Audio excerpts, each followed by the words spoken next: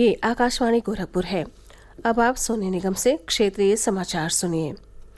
संसद के दोनों सदनों में आज लगातार तीसरे दिन ब्रिटेन में कांग्रेस नेता राहुल गांधी की भारतीय लोकतंत्र और अडानी समूह के खिलाफ की गई टिप्पणियों को लेकर हंगामा जारी रहा। इसके चलते कार्रवाई कल तक के लिए स्थगित कर दी गई। लोकसभा में आज बैठक शुरू होते ही सत्तारूढ़ पक्ष के सदस्यों ने श्री राहुल गांधी से माफी मांगने को लेकर नारे लगाए। कांग्रेस, डीएमके और कुछ अन्य विपक्षी दलों के सदस्यों ने सदन के बीचों बीच आकर अडानी समूह पर जांच के लिए संयुक्त संसदीय समिति बैठाने की मांग की।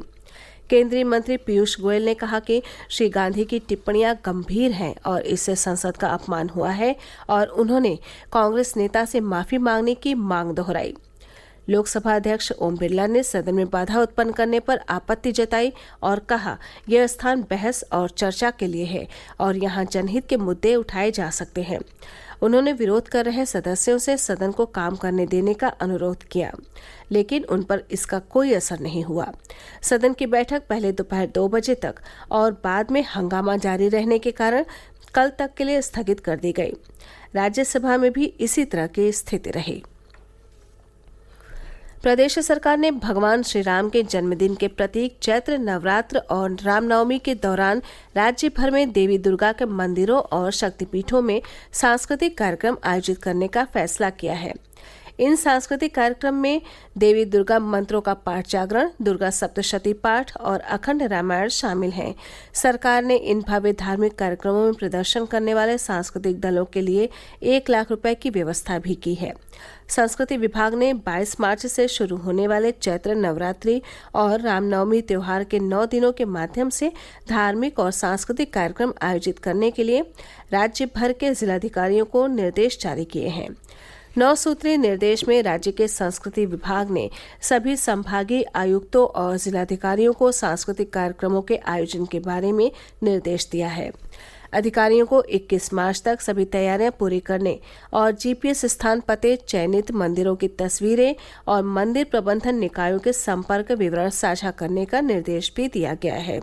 प्रशासन की विभिन्न शाखाओं के बीच समन्वय के लिए राज्य स्तर पर 2 नोडल अधिकारी नियुक्त किए गए हैं। प्रदेश के मत्स्य विकास मंत्री डॉक्टर संजय निषाद ने कहा है कि अब मत्स्य पालन के क्षेत्र में विशेष लोगों को महत्व नहीं दिया जाएगा।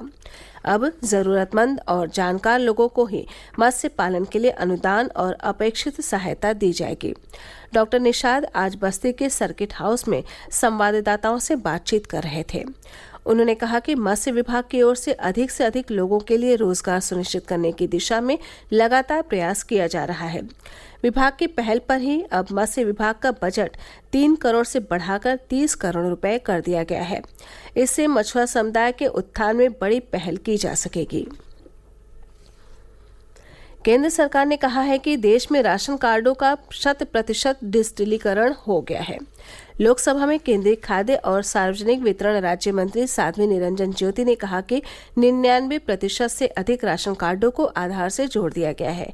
उन्होंने जानकारी दी कि देश में 19 करोड़ 72 लाख राशन कार्ड धारक हैं। केंद्र सरकार ने आज उस मीडिया रिपोर्ट को खारिज कर दिया जिसमें कहा गया है कि वो स्मार्टफोन की नई सुरक्षा जांच और पहले से लगाए गए ऐप के खिलाफ कार्रवाई करने की योजना बना रही है। संसद के बाहर मीडिया से बात करते हुए केंद्रीय इलेक्ट्रॉनिक्स और प्रौद्योगिकी राज्य मंत्री राजीव चंद्रशेखर ने मीडिया को बताया कि ये रिपोर्ट गलत है और इस बारे में कोई ऐसा निर्णय नहीं लिया गया।